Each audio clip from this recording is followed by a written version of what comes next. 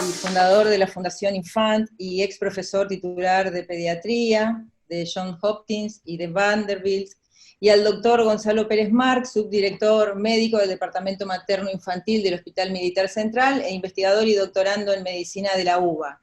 El tema que nos convoca hoy, como decía Marcelo, es, bueno, esta cosa que nos preocupa a todos, es si vamos a encontrar en el plasma una herramienta eficaz para el tratamiento. Y justamente los doctores aquí presentes lo que están haciendo es conducir un estudio que tiende a demostrar eso, qué tan eficaz puede ser tratar enfermos COVID-19 con plasma de pacientes recuperados. Así que, nuevamente, muchas gracias a Fernando y a Gonzalo por sumarse a esto, un feriado, ¿no?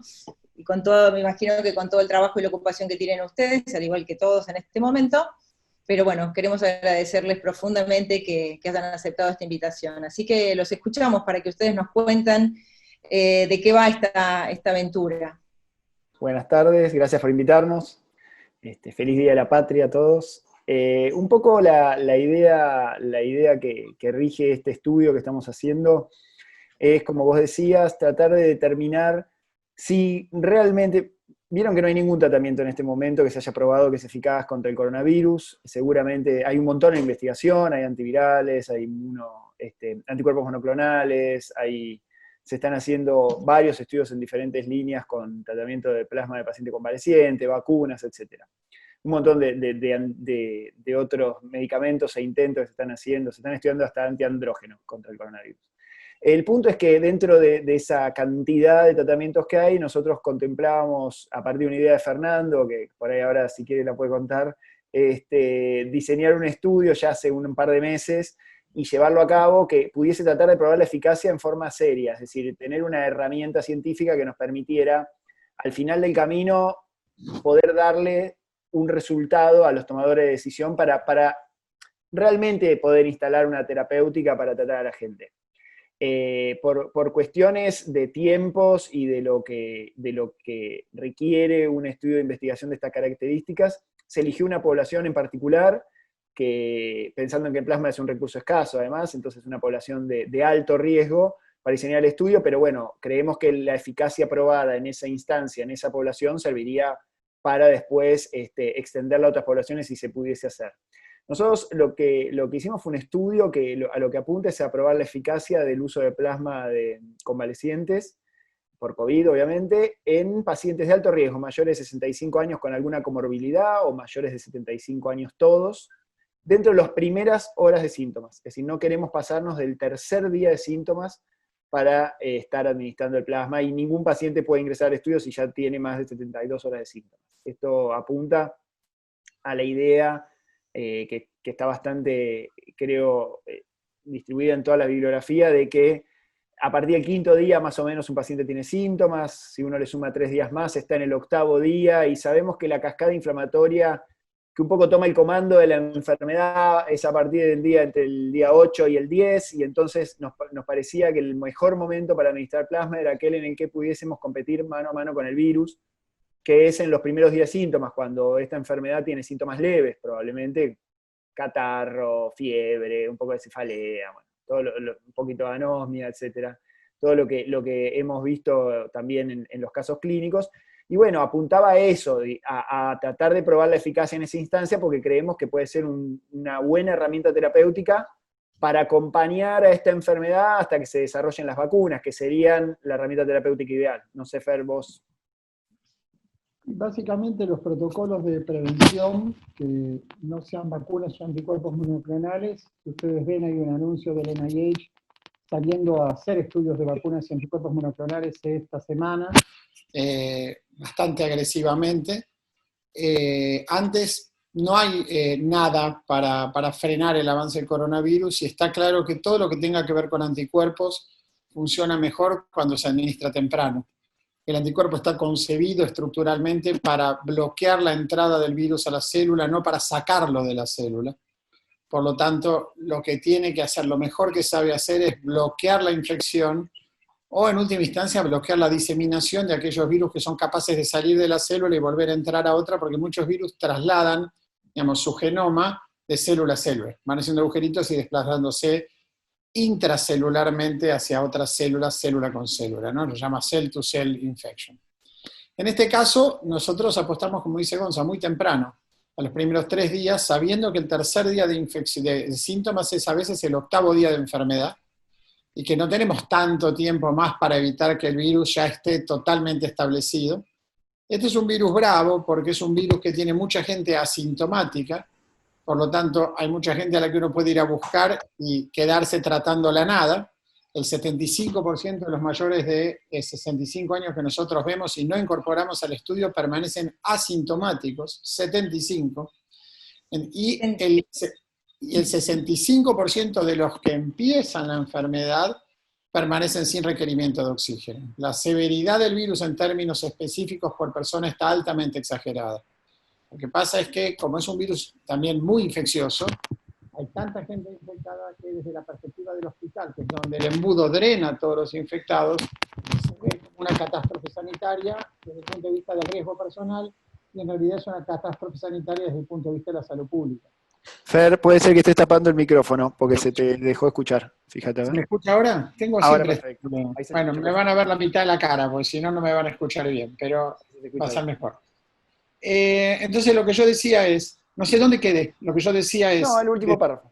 Ok, entonces este es un virus que es un grave problema desde el punto de vista de la salud pública, desde el punto de vista de la cantidad de gente que termina llegando muy enferma al hospital, pero no desde el punto de vista individual. No es demasiado diferente de la gripe, pero para conceptualizarlo de alguna manera, la gripe es el ahora 12 del coronavirus.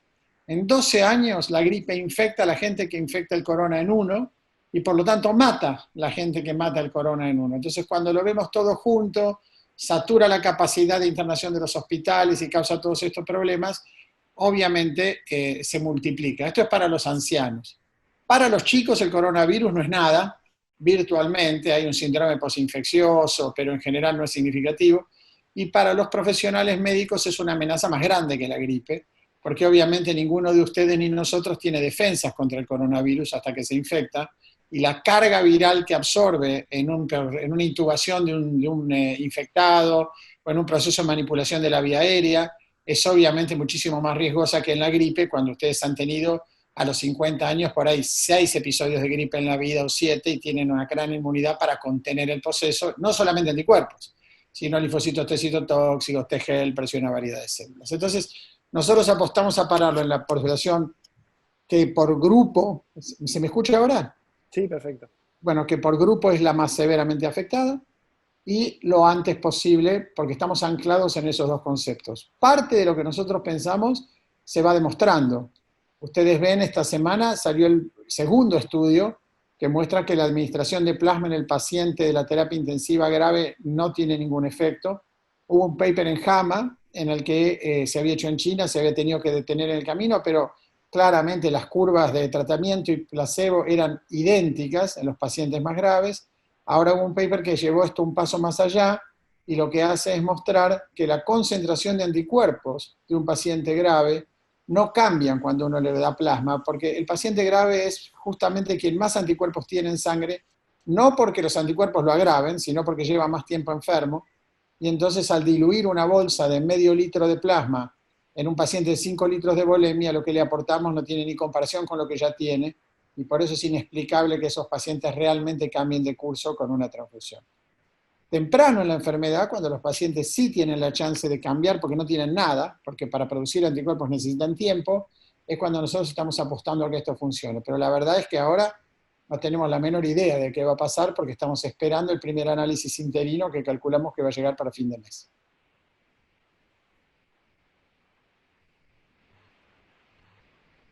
Perdón. Tenía bloqueado el micrófono. La primera pregunta que se me ocurre, y es para cualquiera de los dos, entonces aclarar este punto, ¿no?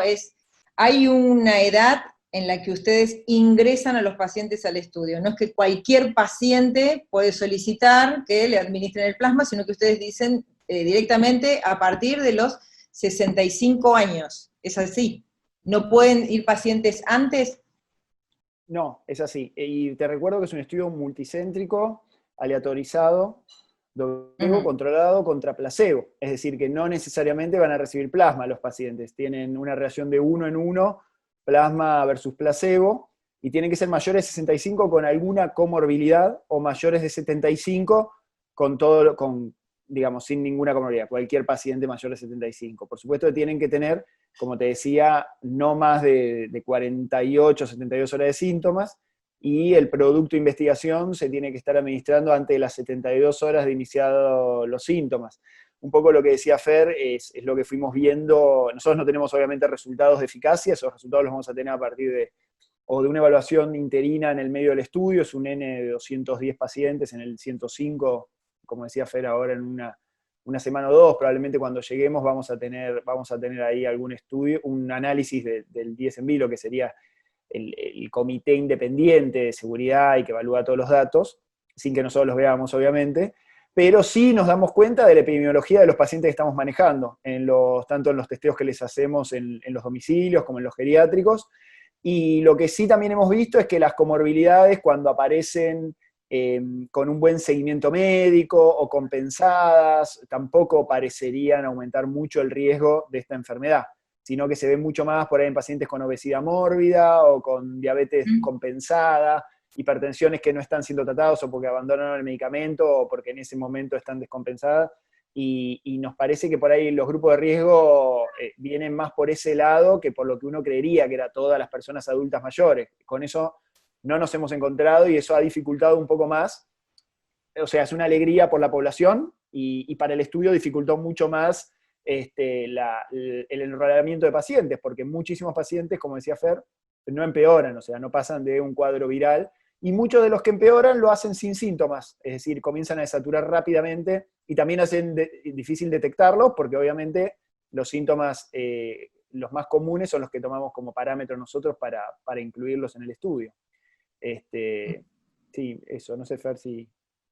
No, creo que es exactamente así.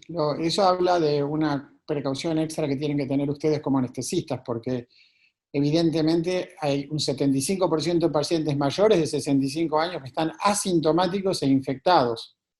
Entonces no hay ninguna lo lógico cuando están frente a un paciente con coronavirus es que esté asintomático. Eso es lo lógico. Entonces ustedes tienen que tener eso en mente cada vez que van a una cirugía, si el paciente no está testeado, que no creo que esto exista hoy día, pero bueno, y tienen que tener en cuenta también que nosotros hemos tenido pacientes, y no uno sino varios, que tienen claramente coronavirus y son PCR negativos. Una historia que me acuerdo siempre es una paciente de uno de nuestros médicos del equipo, que estaba internada en el Otamendi, una señora de una cosa así como 77, 78 años, que estaba pidiendo azúcar y azúcar y azúcar para su café, le puso 4 cucharadas de azúcar y se quejaba que el café estaba amargo, que el azúcar no funcionaba, tenía una tomografía con vidrio esmerilado en los 2 pulmones, y fue PCR negativo las 2 veces, y no la pudimos incorporar, porque es un criterio de ingreso a nuestro estudio, pero es absolutamente seguro que tenía coronavirus. Entonces, esto es un tema con el que hay que entrar con los ojos abiertos. Es decir, todo el mundo tiene coronavirus hasta que se pruebe lo contrario, básicamente. Yo tendría un par de preguntas para hacerles, a cualquiera de los dos, tómela el que quiera. Unas tienen que ver con el plasma. El plasma, ¿utilizan plasma de cualquier paciente que tuvo coronavirus o se hace un dosaje de anticuerpos y tiene que superar determinada cantidad de anticuerpos para que se pueda utilizar? ¿Y qué metodología utilizan para dosar los anticuerpos en el plasma? Fer, ¿querés que conteste yo o querés contestar? Empezá, después yo sigo, dale. Bueno, sí, no, nosotros hemos titulado desde el primer día los plasmas que tenemos de donantes, ¿sí? En algunos estudios que se han hecho en monos, Rhesus, por ejemplo, se ha visto que los monos no podían ser reinfectados con títulos de anticuerpos de 1 en 8 en sangre. Nosotros hemos utilizado, si bien tenemos una variedad de donantes, obviamente con diferentes titulaciones, Se han titulado todos los plasmas previo a enmascararlos para el estudio. Recordemos que al ser contra placebo, todos los productos de investigación están enmascarados totalmente, es decir, no se puede diferenciar el placebo de un plasma, pero todos los que hemos seleccionado para enmascarar, es decir, la mitad del stock del producto de investigación, fueron titulados y se han seleccionado solo aquellos que tenían por arriba de 1 en 1000 de títulos de anticuerpos totales, estamos hablando, ¿no? Es decir, que hemos ido bien arriba en la búsqueda. Muchísimos de los estudios de los que estábamos charlando o tienen anticuerpos totales de 1 en 180, 150, valores mucho más bajos, o como el que contaba Fer de Holanda, que tiene 1 en 80 de neutralizantes, es decir, estamos por arriba de eso, y hemos trabajado con plasmas por arriba de 1000, de una variabilidad enorme. Eso va a ser un outcome secundario seguramente del estudio. Es decir, hay plasmas desde 1 en 2000 hasta 1 en 25.000, hay de todo. Nosotros no sabemos cuál es cuál una vez que están enmascarados, es decir, que eso lo vamos a ver después con los datos. Y el test que se usa es el del Instituto Lelvar. Fer, vos por ahí querés ampliar un poquito con eso. Bueno, básicamente hay dos maneras de medir los anticuerpos, ¿no? Una cuantitativa y una cualitativa. La cuantitativa son clásicamente los inmunoensayos como el ELISA del Lelvar que usamos nosotros. Tiene la verdad que tiene la virtud de la facilidad de uso. Nosotros tenemos una gran cantidad de donantes de plasma. Tenemos que rápidamente escrinear para elegir los plasmas que van al estudio, y más o menos lo que termina en el estudio son alrededor del 20-25% de los plasmas que recibimos. Los demás no califican para entrar en el estudio. Desde el punto de vista de aplicación práctica de eso, uno leería que por cada persona se podría obtener un donante cada 3 o cada 4, pero hay que tener en cuenta varias cosas. La primera es que, todavía estamos hablando de cuantitativo, la primera es que nosotros más o menos podemos extraer 750 mililitros por plasmaféresis, lo que nos da 3 dosis de 250, que es la que nosotros usamos. Y la segunda es que cuando nosotros iniciamos este proceso en el marco de la investigación, lo tratamos de mantener dentro de los cánones de lo que es el producto de sangre para ANMAT, etcétera, etcétera, y por eso estamos administrando dosis diferentes, como dice Gonza, que después, como tenemos un valor post-administración en el suero del paciente, nos permitan derivar un correlato de protección para saber cuánto es lo mínimo que hay que tener en plasma o en sangre o en suero para no contraer una enfermedad una vez que uno está infectado. Eso por un lado. Si eso estuviese claro, vamos a suponer que todos los pacientes de plasma estuviesen protegidos en este caso. Un suero de 1 en 20.000, quizás, esto no es una inferencia absolutamente correcta, pero dada la situación probablemente práctica, podría dar para 20 personas por cada 250 mililitros, y por lo tanto permitir que fracciones menores, que obviamente también tendrían menos compromiso sobre el corazón del paciente, anciano, etcétera, etcétera, podrían dar el mismo beneficio que nosotros tenemos algunos pacientes que con lo que recibieron seguramente se pueden ir a tirar al océano del coronavirus que no se van a agarrar nada. Entonces, básicamente, por ahí en algunos se nos ha ido la mano, pero es lo que hay, ¿no? Lo que tenemos que hacer. Puede ser que no también.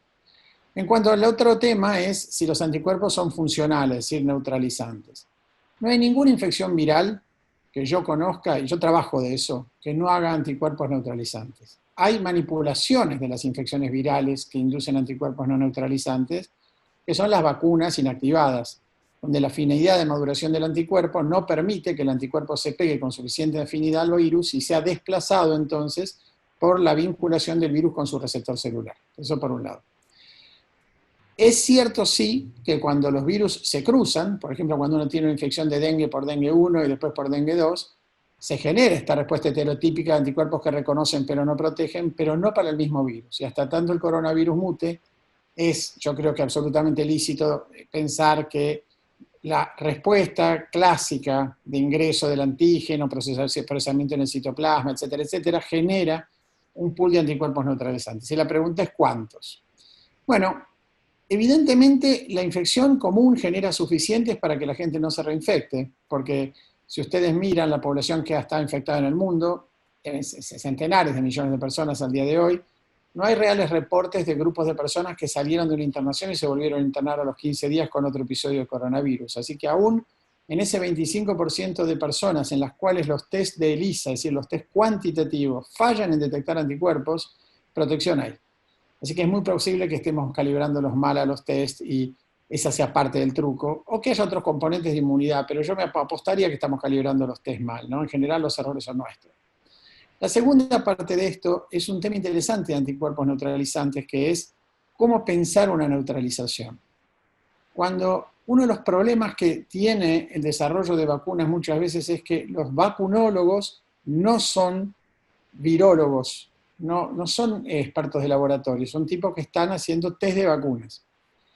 Y el test de neutralización genera una confianza muchas veces falsa, muchas veces excesiva, porque presupone un montón de decisiones arbitrarias que uno tiene que hacer para construir ese test, que después se dan por sentadas, y después se piensa que uno está midiendo lo mismo que va a pasar en el contexto de un cuerpo humano, donde el virus tiene que entrar a una célula. Voy a dar un ejemplo sencillo. Hace muchos años nosotros estábamos con un test de neutralización, que es el más comúnmente usado, contra sarampión, que es una célula. ¿Qué es un test de neutralización? Es una célula, digamos, que se crece en el plato, una célula en cultivo, vamos a suponer una célula de riñón de mono, que es capaz de replicar un virus. Vamos a suponer que sea el sarampión. El virus lo que hace es que uno lo pone en el plato donde están plantadas esas células en el fondo del plato, el virus llega ahí, y utilizando un receptor que tiene la célula de riñón de mono, que en este caso es el CD46, se mete adentro de la célula, se establece y hace un agujero, la rompe a la célula. Uno después lo que hace es que cuenta los agujeros que hizo el virus y tiene una idea de la infectividad del virus, asumiendo que cada agujero es lo que se llama una placa. Es un término común en virología. Ahora, en ese contexto, los anticuerpos neutralizantes son aquellos que en el suero de un paciente, si uno los pone simultáneamente con el virus, sean capaces de interrumpir al virus en su entrada a esas células. Y ese virus utiliza el CD46 para entrar. O sea que lo que tiene que interrumpir el anticuerpo es la interacción entre el virus y el CD46. El sitio del virus que se toca con el CD46 tiene que ser bloqueado. Eso es la neutralización. Sin embargo, muchos virus, el sarampión es un ejemplo, por eso lo uso, usan más de un receptor para entrar a las células. Por ejemplo, el sarampión usa otro receptor muy comúnmente que se llama CD150. El CD150 no está en las células de riñón de mono. Por lo tanto, cuando uno mide neutralización en células de riñón de mono, no ve la interacción entre el sarampión y el CD150. El suero puede no tener ningún anticuerpo para bloquear esa interacción y parecer absolutamente extraordinario bloqueando la interacción entre el virus y el receptor que sí está, que es el CD46. Si uno cambia la célula que planta en el fondo del plato, y usa, por ejemplo, células B de monos, de marmoset, ¿no?, que es otro tipo de mono, esas células solo expresan CD150. Y ahí uno va a ver la neutralización contra la entrada del virus en CD150. Pero el truco es que los distintos sarampiones usan distintos receptores. Hay sarampiones, a pesar que hay un único sarampión, las mutaciones en la proteína que usa el sarampión para entrar a las células humanas, que es la hemaglutinina, hacen que a veces el sarampión prefiere entrar por CD46 o a veces prefiere entrar por CD150.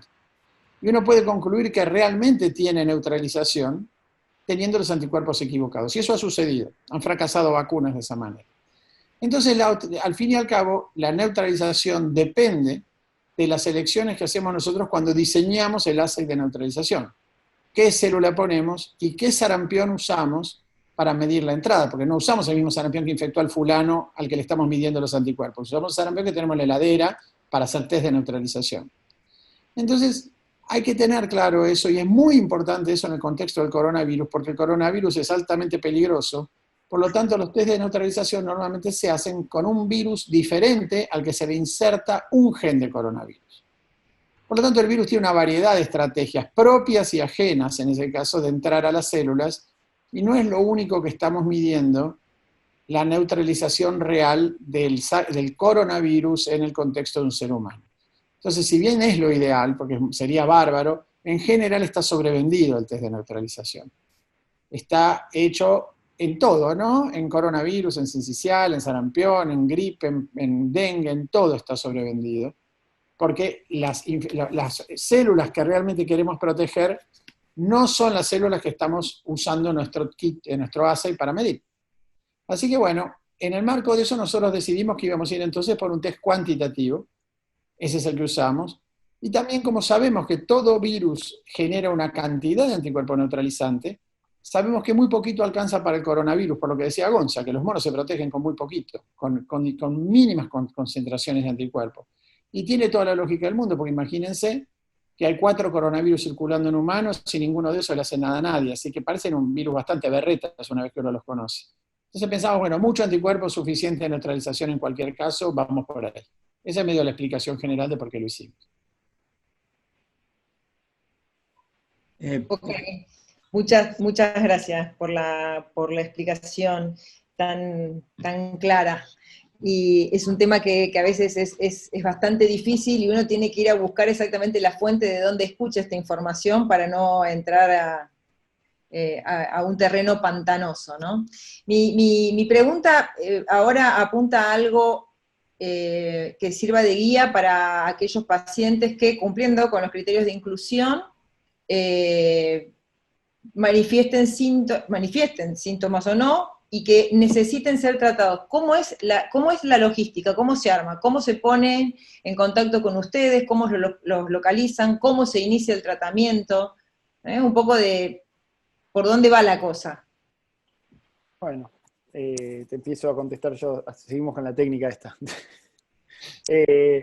Nosotros fuimos incluyendo diferentes instituciones en este estudio. El desafío uno de los desafíos más grandes, igual ahora después les voy a compartir para que Fer por ahí explique un poco cómo armamos el estudio. Yo creo que eso va a ayudar después a terminar de cerrar esto que te voy a contar. Fue un desafío muy importante es hacer trabajar a todas las instituciones dentro de lo que es un contexto de investigación clínica. La investigación clínica, si bien incluye el tratamiento clínico de un paciente, por supuesto se centra en eso, tiene unas regulaciones y unas normas internas muy diferentes a las de la atención clínica habitual, que tienen que ver con los procesos operativos, algo que en medicina y en Argentina no estamos tan acostumbrados. El contexto del coronavirus nos ayudó mucho para eso, porque hubo que protocolizar tantas cosas en las instituciones que no estaban acostumbrados. Vieron que estamos hace años tratando de que nos lavemos las manos y recién ahora por primera vez logramos que todo el mundo se lavara un poco más las manos. Y el tema del coronavirus dificultó mucho todo, pero colaboró en que las instituciones ya empezaron a protocolizar, previo a nuestra llegada, un montón de procesos. Cuando nosotros llegamos tuvimos que adaptarnos a las diferentes instituciones. Hoy por hoy tenemos 12 instituciones, no están el 100% activadas, en esta semana se van a terminar de activar, en donde hubo que formar a todo el mundo en buenas prácticas clínicas de investigación, entrenar en el estudio. Imagínate que tuvimos que hacer meetings de investigadores con más de 200 personas, que los tuvimos que armar nosotros, actuando como lo que sería la industria farmacéutica, por ejemplo, en conseguir, producir, enmascarar, clasificar y distribuir los productos de investigación, en lo que actúan habitualmente los que se llaman las CRO, las que organizan un protocolo de investigación más allá del diseño, y muchas veces con el diseño que les da el laboratorio o colaboran en el diseño. Acá también eso hicimos. Lo que hacen las SMO, que son las que trabajan para las CRO, otro tipo de empresas que buscan sitios, analizan la posibilidad de que ese sitio realmente cumpla con las expectativas y muchas veces entrena a los investigadores, y cumpliendo el rol un poco de investigadores principales, apadrinadores de los que están actuando como investigadores principales en cada institución, y formándoles nosotros también, reemplazándolos en formarles el equipo y en armarles el equipo. La verdad que el Ministerio de Salud, en este sentido, el Hospital Militar Central y el Ministerio de Salud de la Provincia de Buenos Aires se han puesto a nuestra disposición de inmediato, luego de que Fer hablara con los responsables, y nos han facilitado mucho el trabajo. Nos han abierto la puerta a 4 hospitales provinciales, a las mesas operativas de derivaciones y traslados de la Provincia de Buenos Aires. Varias de las secretarías de salud de las regiones involucradas participan activamente.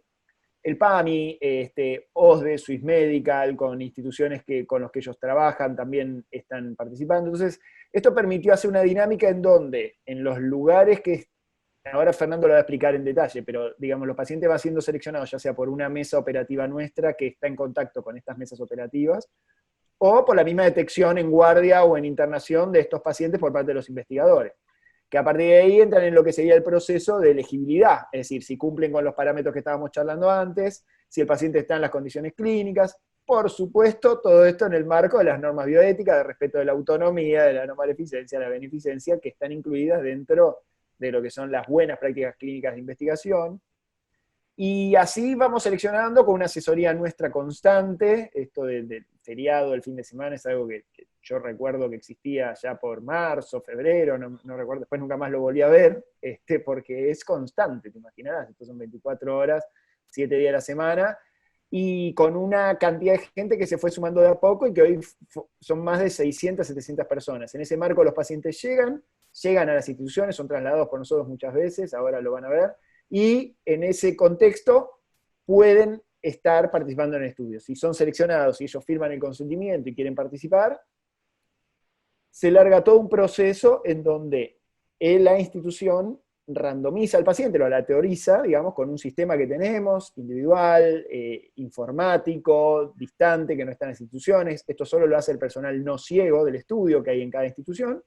Y con esa randomización se selecciona un producto de investigación que está en el stock del Hospital Militar Central, en donde están todos enmascarados los productos, y un equipo de itinerante hemoterapia que está en contacto con los equipos de hemoterapia de cada institución, traslada el producto seleccionado y participa junto con el equipo de hemoterapia, obviamente, en la transfusión del producto.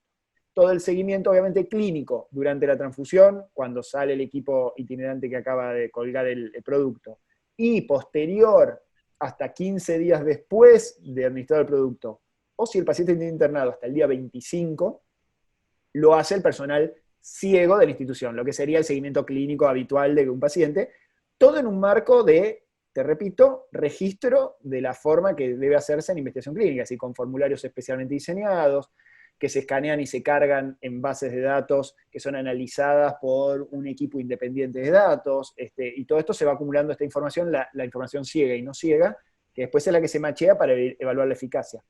Fer, si querés yo te puedo poner, y te voy pasando, para que cuentes un poco el diseño de estudio, si puedo compartir, Nancy, vos los puedo interrumpir un segundo porque tengo algunas preguntas del público que me gustaría, porque tienen que ver un poco con lo que conversamos hasta hace unos minutos. Y una de las preguntas es, ¿qué piensan entre la ELISA y la inmunoquimiluminiscencia como mecanismo para el dosaje de los anticuerpos? La verdad es que tenemos problemas hoy, no nosotros, sino el mundo entero, en la detección de anticuerpos para coronavirus. El 25% de los pacientes internados no tienen anticuerpos con los assays que estamos usando, cualquiera sea el assay.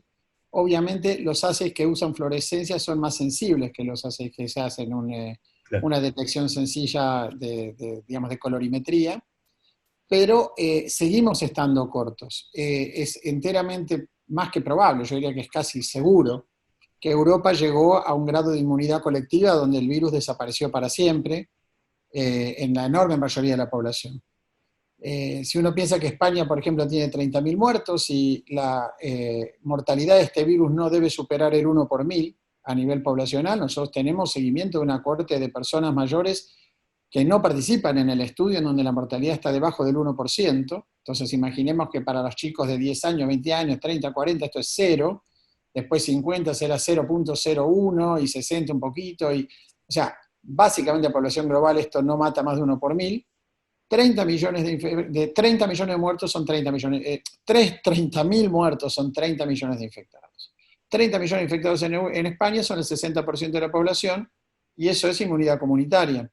Ahora, es interesante porque el reporte de los españoles es 5% de infectados por estudios serológicos. Pero verdaderamente nosotros conocemos decenas de personas que son seronegativas y están infectadas y documentadas por PCR. Conocemos personas que estuvieron internadas con un cuadro que no puede ser otra cosa que coronavirus y son PCR negativas, y eso son alrededor de un 30%. Entonces estamos ante un virus en el que nunca nos propusimos correr atrás de un virus con esta intensidad. Normalmente el paciente tiene una virosis y eso es todo lo que nos importa. En este caso estamos enfrentados a hacer un diagnóstico muy preciso, nunca usamos los anticuerpos de esta manera. Y entonces estamos enfrentando estas limitaciones en el diagnóstico, ¿no? Y es inimaginable andar haciendo neutralización para todo el mundo, porque lo que vamos a terminar es sin laboratorios, pues se nos van a enfermar todos los laboratoristas. Entonces, básicamente estamos con las limitaciones que tenemos. Es probable que todo lo que use quimoluminiscencia, todo lo que use fluorescencia sea mejor, pero la verdad que hay que resignarse a que tenemos un mal test en cualquier caso, y no es culpa nuestra.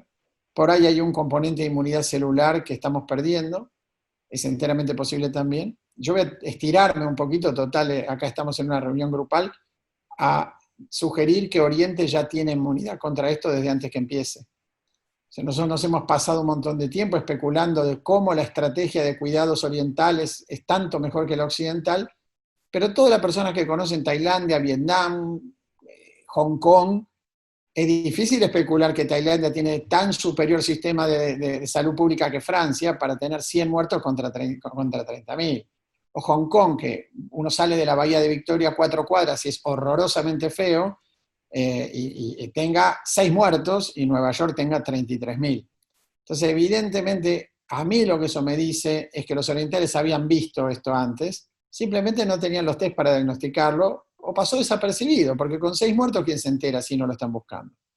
Entonces es muy probable que todo el éxito que nosotros le atribuimos a ellos en buena medida tenga que ver también con un error nuestro de entendimiento de lo que está pasando. Pues es muy difícil, si no, congeniar las diferencias de órdenes de magnitud que hay entre Oriente y Occidente. Así que los anticuerpos no alcanzan en este momento para saber qué le pasa a la gente. Probablemente hayan sido calibrados con pacientes muy graves, que tienen altísimas concentraciones. La gente que tiene enfermedad leve tiene bajísimas concentraciones. Alcanza, como decía Gonza, 1 en 8 alcanza. Pero no están dentro del margen de lo que detecta normalmente un assay común. Y nosotros como médicos estamos entrenados a usar los assays que recibimos, no a cuestionarlos y mirarlos, y creo que esa es la trampa en la que estamos cayendo, ¿no? Muchas gracias. Es interesante la reflexión, ¿no? Porque siempre pensamos, Oriente hizo mucho mejor las cosas que nosotros, porque hay cultura del barbijo, porque hay cultura de muchas cosas, pero a lo mejor hay otra cosa, ¿no? Yo creo que sí, y tenían una dieta distinta. Por ahí ellos lo que hicieron es empezar en las sopas de murciélago mucho antes que nosotros, y ahí está la ventaja. Claro. Yo tengo otra pregunta de la gente que nos está mirando, y por eso antes preguntaba de quiénes son los que podían recibir el tratamiento, para que tampoco quede circulando la falsa esperanza de que aquel que tenga un diagnóstico reciente pueda decir, yo quiero que me traten con plasma, ¿no? Digo, que tiene que estar dentro de un protocolo, porque una de las personas dice, el protocolo de acceso extendido que abrió el Ministerio atenta contra los ensayos clínicos. Es complicado en el frente asistencial cuando nosotros defendemos el ensayo, o sea, ir por la línea del ensayo, mientras que alguien te dice, pero yo quiero que me traten. Bueno, acá hay que aclarar algo, porque está bien lo que vos decís y entiendo perfecto ese razonamiento. Es verdad, el protocolo extendido te permite a vos tratar a cualquier paciente igual que como lo tratarías en un estudio experimental que se esté desarrollando, ¿no? No está claro cuáles son los estudios igual para los profesionales. Yo no sé si todos los profesionales saben exactamente qué variedad de opciones terapéuticas tienen para el plasma según el estudio que hay. Todo el mundo conoce que en el ámbito de lo que son los pacientes compasivos sí se estaba utilizando empíricamente. Mucho de lo que hemos visto al principio de toda esta pandemia que se utilizó como plasma no estaba titulado, es decir, probablemente se hayan utilizado un montón de plasmas que no tenían anticuerpos, con lo cual por ahí encima le estás aumentando el volumen a un paciente que está grave o que tiene alguna cardiopatía o lo que sea.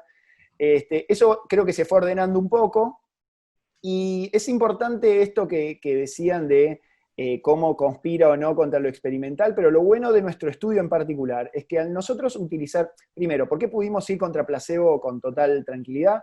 Porque actuamos en un momento en donde a nadie se le ocurriría hacer una terapéutica de este tipo si no es para prevenir algo como lo que estamos intentando hacer nosotros, pero no, son pacientes que habitualmente no tienen ningún tipo de tratamiento excepto su patología de base, la comorbilidad que tengan, y la medicación que están recibiendo, que muchas veces hasta se la llevan desde la casa. Entonces, en ese contexto uno puede ir contra placebo, con tranquilidad, no necesita un control activo para evaluar contra otro medicamento, porque no lo hay.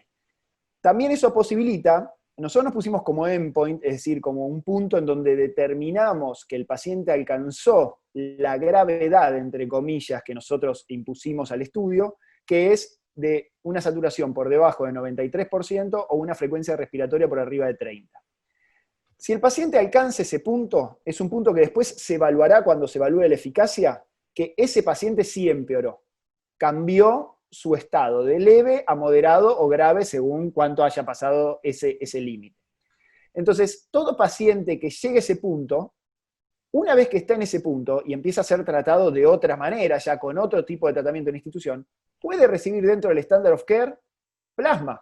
Es decir, la institución puede tratar de administrarle. Nosotros no vamos a abrir el ciego del estudio. El ciego de un estudio solamente se abre si uno cree que está en riesgo la vida del paciente por la administración del producto. Si yo estoy pasando el producto y el paciente hace una anafilaxia, es un buen justificativo para abrir el ciego. Sabemos que en plasma hay estudios de más de 5.000 pacientes que hizo la clínica Mayo, hizo un estudio retrospectivo respecto de que la transfusión de plasma de paciente convaleciente por COVID-19 es absolutamente seguro, absolutamente seguro. Entonces, es rarísimo que haya un evento adverso. Nosotros casi no hemos tenido eventos adversos, ninguno serio, y no hemos tenido eventos casi adversos, siente un poquito de dolor en el sitio de punción, alguna cosa más relativa a la vía de administración que al producto. Y una vez que el paciente, si después en su evolución de la enfermedad alcanza esta dificultad respiratoria, esta desaturación, entra en el estándar of care de institución, que puede ser pasarle 15 bolsas de plasma si quiere, ¿sí? Entonces, no dificultaría nuestro estudio en principio la posibilidad de que el paciente reciba ese tratamiento a posteriori, porque de hecho nosotros se lo administramos en un momento en donde nadie administraría ese tratamiento. Yo quisiera hacer una pregunta que tiene que ver un poco con la logística, ¿no? Esto es una administración muy precoz. El paciente tiene un estatus clínico que podría ser ambulatorio si tiene las condiciones de que pueda respetar un aislamiento.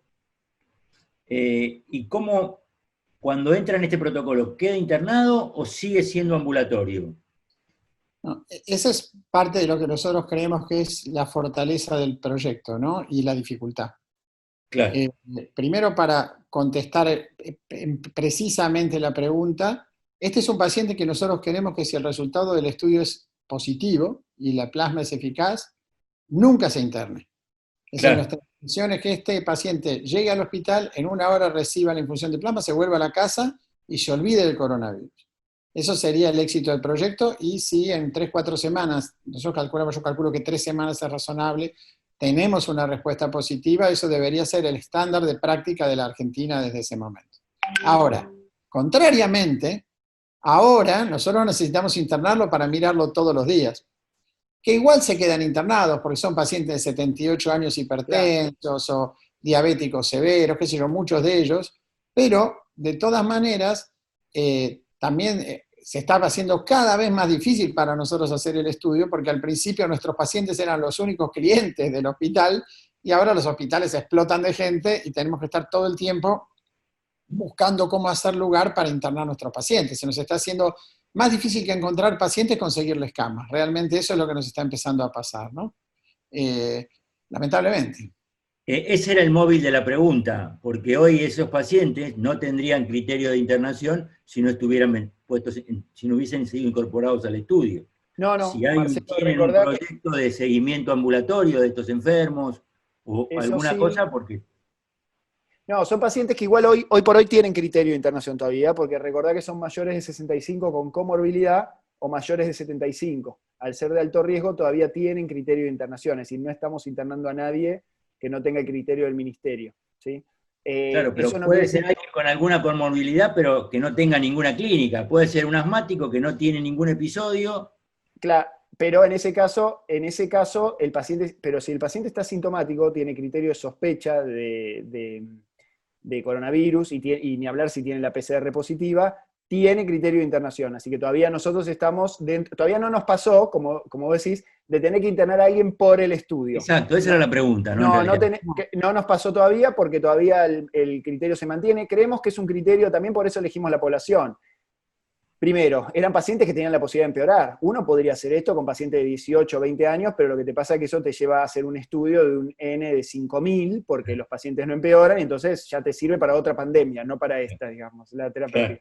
Y en segundo lugar, porque son pacientes que queríamos, siempre en investigación, cuanto mejor es el estudio cuanto vos más te puedas adaptar al standard of care y a las normas nacionales de atención. Y esto fue muy importante para nosotros. Los grandes desafíos son estos que vos comentás. Primero, tener una población en la que no la sometiéramos a mayor riesgo, que a los médicos no los sometiéramos a demasiado control exagerado por el tema de los equipamientos de protección personal, del contacto con el paciente, y además que fuese una terapéutica que obviamente no complicara las terapéuticas habituales que hay en investigación. Entonces, dentro de eso, y respetando todas las regulaciones que hay, que son un montón y que son bastante diferentes a veces en pequeñas cosas, pero para nosotros grandes cosas, de transporte de hemoderivados entre diferentes jurisdicciones, fue el desafío regulatorio más grande que tuvimos, te cuento, que lo logramos adaptar y que readaptamos el estudio además después también para poder seguir esos 15 días al paciente también en su domicilio. Nosotros lo que hacemos es que sí, porque eso sí cambió. Cuando nosotros iniciamos este estudio, un paciente de estas características tenía que quedarse internado 15 días. Hoy por hoy no es así. Si el paciente, como vos decías, tiene un lugar en donde aislarse, tiene un segundo baño, o vive solo, digamos, tiene la posibilidad de volver a su domicilio, lo hace. Y nosotros le seguimos haciendo el control clínico con un personal ciego entrenado y delegado para el estudio, que envía los datos todos los días yendo a las casas de todos estos pacientes en toda la región de AMBA, ya no solo primero para ir y sopar a los pacientes, sino después también para seguirlos en domicilio con estas cuestiones. O sea, esa es la estructura que armamos para el estudio.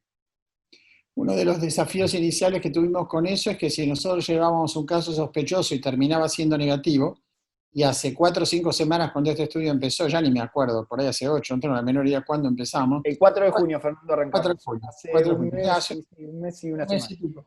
Uno de cada 4 o 5 pacientes eran positivos y el peor problema que teníamos por día era me acuerdo, primera semana una señora se metió en una bañadera de lavandina para protegerse y se escaldó toda, y eso fue lo más cercano al coronavirus que llegamos.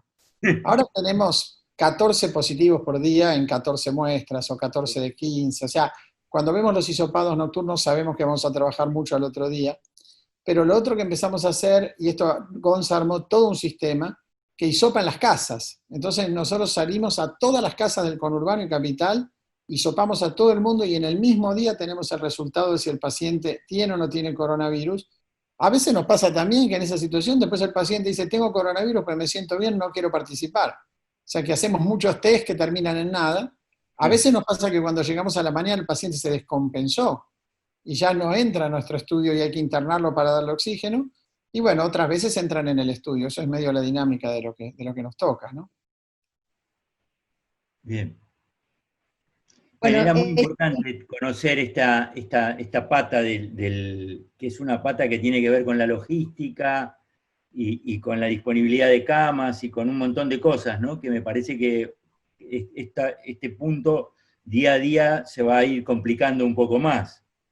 Sí, hay otro tema que no, evidentemente uno de los problemas yo creo que yo veo en la política es no terminar de profundizar en las cuestiones de salud, ¿no? Y hay un tema bien concreto que yo no escuché a nadie hablar en ningún campo, ni en la oposición, ni en el gobierno, en ningún lado, que es que las mujeres que han tenido hijos no pueden donar plasma. Y no pueden donar plasma porque pueden tener anticuerpos HLA, anti-HLA de los bebés que han, digamos, tenido en su vientre anteriormente, ¿no?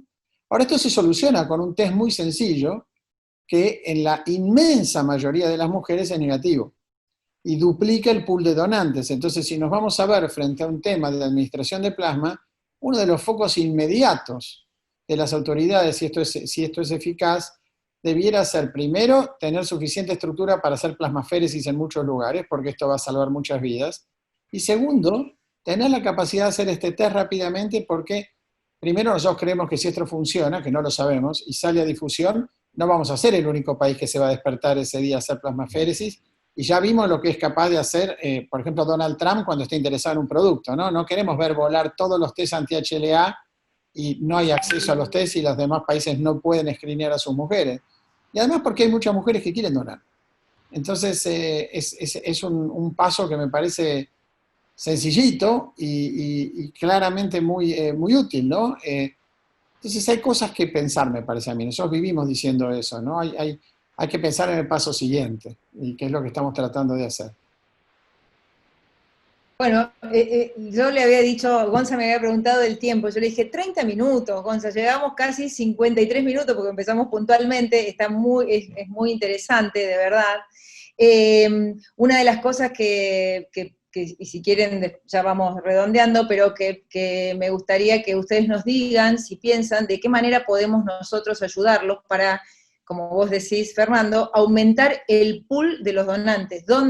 ¿Cómo hacemos para que cada vez más gente que ha estado con la enfermedad se acerque a donar? Y la segunda cuestión es establecer, o que ustedes puedan decir, si un paciente que está recuperado puede donar en más de una oportunidad. Entonces, que también ayuda a aumentar el pool o ayuda a aumentar el probable número de pacientes a tratar, ¿no? Sí, sí, puede. Ahora, la verdad que hay un montón de lugares donde se puede donar. Nosotros nunca llamamos, por una cuestión además solidaria, nunca llamamos para donar solo para nuestro estudio de ninguna manera. La Fundación Infant es un lugar, yo igual te voy a pasar un flyer para que después vos, si querés distribuir, en donde están los teléfonos bien claros, y ahí se asesora a la gente que llama, se la selecciona, se le da un turno, o sea, hay una forma muy sencilla, pero también uno se puede acercar al lugar más cercano que tenga. Hay un montón de instituciones, el Hospital de Clínicas, la Fundación Hemocentro Sarmiento, en La Plata también hay instituciones, entiendo que el Hospital Italiano, hay un montón de lugares en donde uno puede donar. Una persona puede donar, una persona seleccionada para donar, porque recuerden que nosotros buscamos también pacientes que tengan anticuerpos, no someter a donaciones a la gente banalmente. Claro. Vuelvo a decir, es un proceso caro la plasmaféresis. Esto que decía Fernando, debería ser, sin duda, lo de los test y lo de la plasmaféresis, debería ser una política de salud pensada al corto plazo, porque va a ser probablemente muy necesario, y yo no sé si tenemos en la Argentina los requerimientos para que muchas instituciones a la vez hagan plasmaféresis. Tiendo a pensar que no es así. Y la verdad es que las personas que van a someterse a una plasmaféresis requieren 1 hora, hora y media, digamos, tienen que ir se te coloca una cánula en ambos brazos, digamos, no es un proceso para nada molesto, es un poquito más que una donación, si se quiere, pero lleva un tiempo. Entonces tratamos de no someter a nadie a una plasmaféresis que no tenga un buen título de anticuerpo. Una vez que la persona se seleccionó, que puede donar, que tiene un buen título de anticuerpo, esa persona puede donar un montón de veces. De hecho, según la depende un poco del paciente también, y se va hablando con el paciente. Pero hay gente que ha donado 5 o 6 veces cada 10 días. Los pacientes que tienen buenos títulos de anticuerpo y deciden donar, los convalecientes, ¿no? Y deciden donar varias veces, son ideales, porque en general mantienen una buena curva, sobre todo los que arrancaron muy alto, y siguen donando durante semanas una buena cantidad de plasma con alto título de anticuerpo. Esos donantes son fundamentales para este tipo de estudios. Pero después, también con títulos mucho más bajos que los que nosotros usamos para el estudio, con títulos de 1 en 200, de 1 en 400, de 1 en 800, no me cabe duda que son excelentes plasmas para utilizar terapéuticamente por fuera del estudio clínico, y que serían muy útiles para un montón de instituciones. Es muy importante que, y esto lo decimos siempre, que nadie crea, como esto no está probada la eficacia, que no crea que está tratado en forma inadecuada si no se le administra plasma. Y lo mismo los médicos, digamos, no están todos obligados a administrar este tipo de tratamiento, ni lo tienen por qué tener todas las instituciones. Estaría bueno que si nosotros podemos probar la eficacia, o algún otro grupo puede probar la eficacia en otra línea de investigación, a partir de ahí sí ya se convierte en una terapéutica con la que deberíamos contar, y sería recomendable. Pero bueno, esas son las proyecciones que tienen que hacer, me parece, los tomadores de decisión de los ministerios para el corto plazo, en todo caso. Tengo algunas preguntas que el público nos está haciendo. Y una cosa que nos parece muy interesante es, se pregunta, aquellos que pasaron la enfermedad en forma asintomática, pero que tienen inmunoglobulina G, que los test de inmunidad dicen que tienen anticuerpos, se pueden incluir, si pueden donar plasma previo dosaje de los anticuerpos, por supuesto. Si se considera esa población factible de ser donante. Cuando uno agarra una población de asintomáticos mayores de edad, la gente que más anticuerpos hace es la más grande. Y cuando uno agarra una población de pacientes mayores, como decíamos antes, lo que nosotros vemos es una historia larga, pero nosotros tenemos una cohorte de gente que no participa en el estudio que seguimos. El 75% nunca desarrolla síntomas. De ese 25% que desarrolla síntomas, más de la mitad, 3/4, casi 3/4, hacen síntomas banales, un poquito de dolor de cabeza, un poco de fiebre, fatiga, y el otro porcentaje pequeño desarrolla un requerimiento de oxígeno. En general, la enorme mayoría le va bien. Hemos visto una cosa curiosa, yo he visto 2 en el contexto de todo lo que hacemos, pacientes a los que les fue muy bien y de repente un día se murieron, súbitamente. Y después hemos visto algunos pacientes que casi un 40%, creo, un 60%, que sin ninguna señal, así de estar bien un día, aparecieron con el requerimiento de oxígeno, cuando uno sigue los asintomáticos. Entonces, en general, los asintomáticos no les pasa nada, pero a veces es difícil predecir qué asintomático va a pegar un giro, ¿no? Eso es un punto. Ahora, después, desde el punto de vista práctico de donación de plasma, todos son iguales, pero lo más probable es que el asintomático tenga menos concentración de anticuerpos porque uno imagina, y hay poco dato en esto, nosotros estamos haciendo esa evaluación, que la carga viral tiene que ver con los síntomas y los síntomas tienen que ver con la cantidad de anticuerpos. Ahora lo que vamos a hacer es al día 25 de cada una de nuestras poblaciones de asintomáticos, no nuestro estudio clínico, sacarle sangre. Y ver, lo estamos haciendo ya de hecho, pero todavía no llegamos al final del estudio. En ese estudio lo que queremos ver es esa pregunta exactamente que hacías vos, Marcelo, que es, ¿cuántos de estos tipos tienen anticuerpos? ¿Cuántos merece que uno vaya a buscar con más detalle? ¿Y cuántos después pueden donar plasma? Lo primero que yo haría si yo fuera una autoridad en este sentido es asegurarme de tener suficientes equipos de plasmaféresis e instrumentar el acceso a las mujeres a la donación.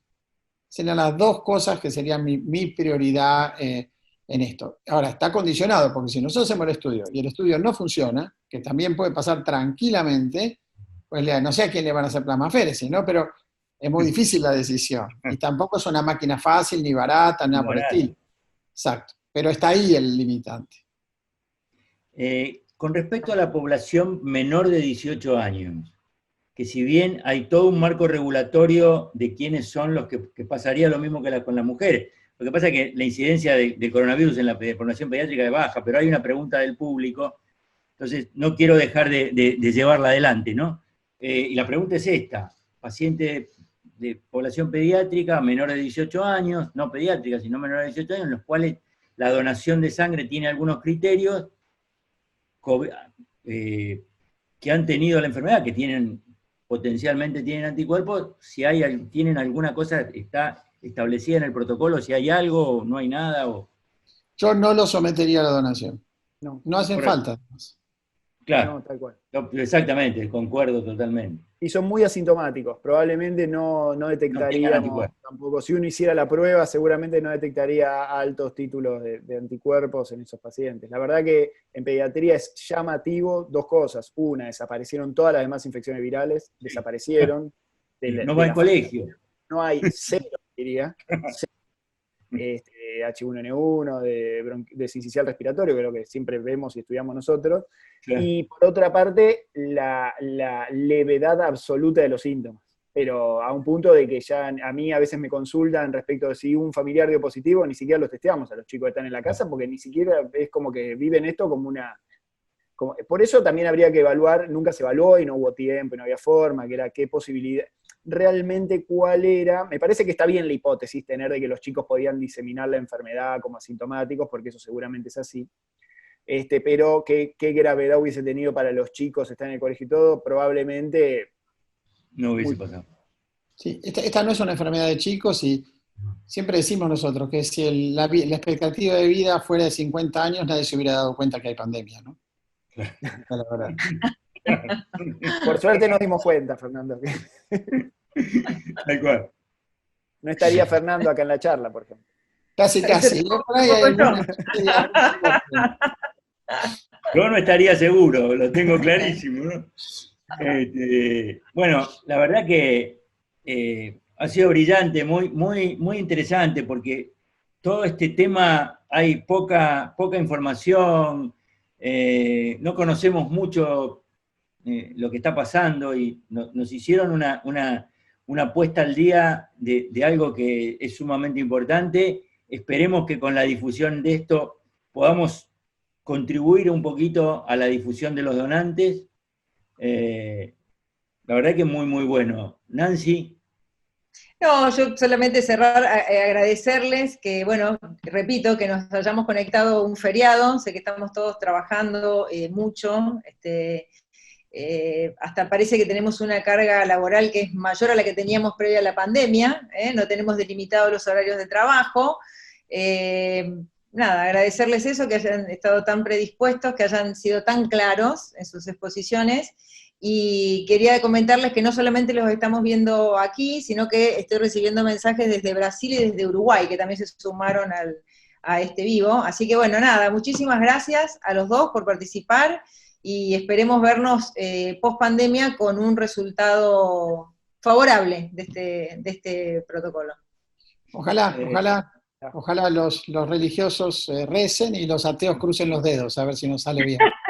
Bueno, Ok. buenísimo. Y Muchísimas desde la gracias. Asociación de Anestesia, Analgesia y Reanimación de Buenos Aires, le damos las gracias por haber participado. Gracias. Bueno, Gracias a ustedes muchas por gracias por invitarme. invitarnos. Muchas Gracias. gracias.